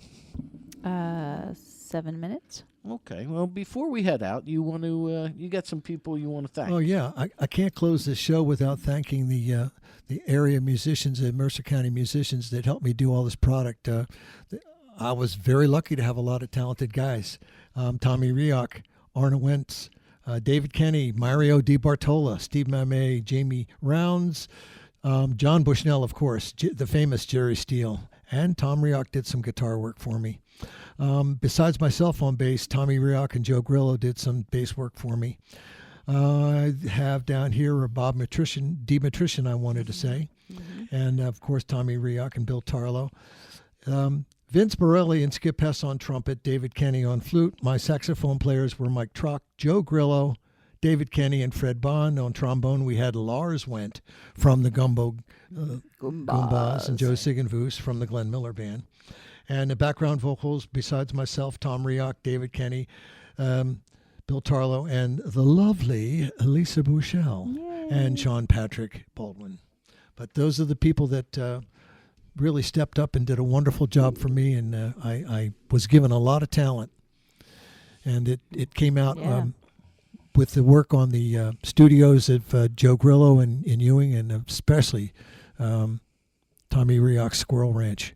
It's just a wonderful place. It is. Now, I feel, well, thank you, Bobby, because I feel honored now. And I'm being serious. You? you're looking. I know you're looking at me like, You where's this going? But I also want to say Steve Lansing and Ernie White are phenomenal guitar players. I forgot to mention them. And they won't speak to me if I don't say them. they may not speak to you for coming on this show. I live dangerously. But that list of people that you read off. One of the first people I met when I became an entertainment journalist was Arna Wendt. And I worked with his sister. correct. That list of names that you read off allows me to feel pretty accomplished. Something that I don't usually feel. But either I have performed with, recorded with, interviewed, or they've been on this show before. Just about everybody you named on that list. Yeah. Yeah. And I did including Demetrician. Yeah. True. And, well, I went to the latest Kelsey Theater Tom Rock and Roll show, and Steve Slupsky, another drummer, it was stunning. He was He's backwards, but he's he's a powerful drummer. He's but left-handed. for a guy, for a guy Hey. whose career went from 65 to 2020, and I'm from the Bucks County area. But like I said, everything happened Lehigh Valley or nationally. I never really got to work with these musicians, even though I knew who they were. And we just sat down and we did this, and I got a wonderful product out of them, and I'm satisfied. I can go into retirement with a smile. Fantastic. You got to love it. So, once again. Plus, I got to talk to Tim Matheson about Corvettes. That's right. That's right. Once again, if you're just tuning in, this was Rock on Radio. Where you been? You missed it. You missed it. Our guest tonight is Bobby Scammell. We had a call earlier from the actor, now author and actor, Tim Matheson, which went much better than I expected. Really? Yeah. You see, he was always very he always comes across very personable as an actor. You know what I mean? He just like one of those warm people that he's in everything, but still seemed like he was grounded. So how much time do we have, Claire? 3 minutes. Oh, okay. So, Bobby. Yes, sir. After you stop choking. In closing, out of all the gigs and all the things you've done and all the memories you made, is there anything at all that you would say, I wish I had done different? Oh, man. Other than met Claire sooner. Don't throw that in there. Well, because I would have to say there have been times when I should have taken a chance and I tried to be more conservative. Maybe there's a slight regret there. I never got to play Madison Square Garden, but I've gotten to play the Vet Stadium, and I've gotten to play other large venues, Latin Casino, all the Resorts International. I've played all those kind of things, but gosh, oh man, when I was younger, I signed contracts that maybe I didn't want to. I should have known better, but you're so excited when you're young. And if I had it to do over, I mean, here I'm sitting here in front of a record that sold over 1 million, and for this particular record, my royalties were under 100. So I guess I'd have to say when I was younger, and I would have. I wish I had a little more knowledge at the time. That was what record companies did back then. They took advantage of every artist. I was a kid. Right. But let me tell you this on the flip side of that, Danny. When I was playing music professionally, it was the one time in my life where my vocation was my avocation. They pay Tiger Woods to play golf. Right. They play McEnroe to play tennis. Oh. When I got paid to play music, it was love your work and you never work a day in your life. That's right. Yeah. Right. Now, let me clarify about my comment about meeting you sooner. Because we did a gig, we did a live broadcast from the headliner in Neptune last week. We recorded it to air on last Sunday's show. And we were done. The one gentleman came up and he said, what did he say? You remember? No. He looked at us and said something, and he goes, "Oh, I thought you two were a couple." No. She's like, "Ew, no." So We're not. but when most people, I'm well I'm aware just, of I that. know, but he's looking at his face. I'm just telling him that. So generally when people think about this show, like I've kind of lost control. You know, they go through her a lot before they go, because people like her better. But it's like Bugs Bunny and Daffy Duck. I mean, they're always together, but they're not. Wabbit season. Duck season. All right, Bobby. Well, I got to wrap it up. Thank you so much for making the trip to the hinterlands. Sorry you didn't get to meet Bruce. He went in. Sorry, I didn't get to meet Bruce. Yeah. I had Tim Matheson. That's right. No, that's true. That's true. That's true. It was a heck of a night. Thank you very That's much. good. I just wanted to make sure I thanked all the friends that helped me so much, because when it comes to music talent, Mercer County has it. They got the goods. We do. We do have a nice talent pool. Something in the water. Here and in New Jersey in general. So, did we decide next week? Eddie. Oh, we have Eddie Testa. Yay. And I think Nick and maybe Dave from The Gig. Nice. Brand new app. And Eddie, of course, has his original music. Yep. And so on and so forth. So, once again, thank you, Bobby, so much. Annie, it was a pleasure to meet you. So, until next week. Rock on!